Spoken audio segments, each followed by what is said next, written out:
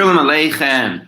So since it's that time of year again, where Am Yisrael is the minhag to learn Pirkey Avot, that's the ethics of the fathers, between Pesach and Shavuos as a way to receive the Torah on Shavuos.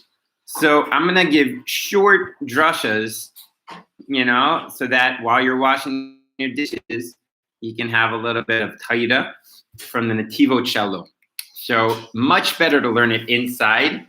We're learning now Pirkey, page Reish Chaf in the Netivos Shalom, the Shalom Rebbe. But for those who are on a packed schedule because you're learning Gemara all day or something, so I'll give you a short pocket-sized vort for the Shabbos table.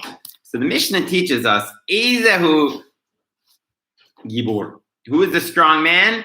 Hakovesh et Yetzer. The man that conquers his Yetzer, his desire. So the Shalom asked a very simple question.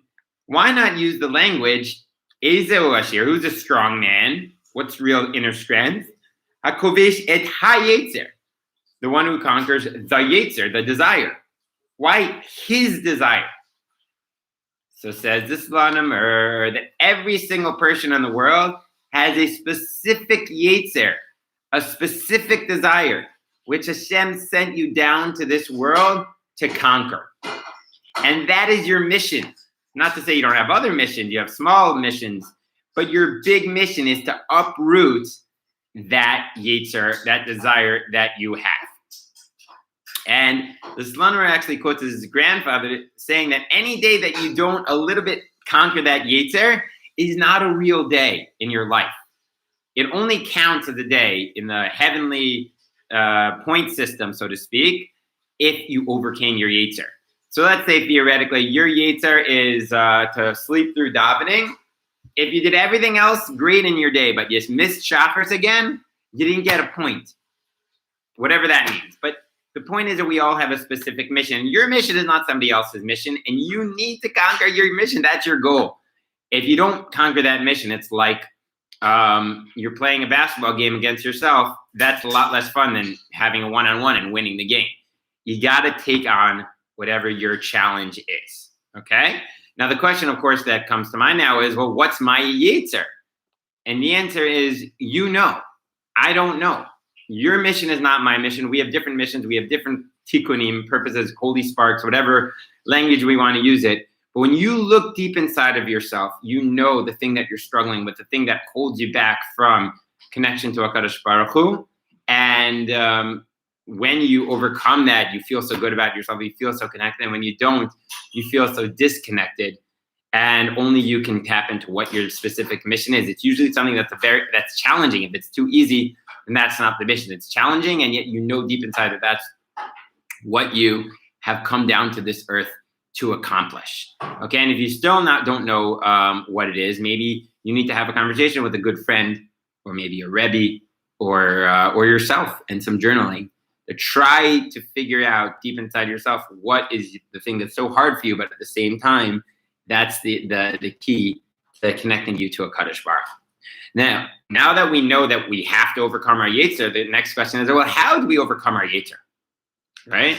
Well, the first step is just knowing that you have a mission, knowing what your mission is, and knowing you got to accomplish that mission. That's already the first step. Then we can start strategizing as to what's the best way to overcome this challenge. So I don't know, if let's say you're a lazy type of guy and that's what you struggle with.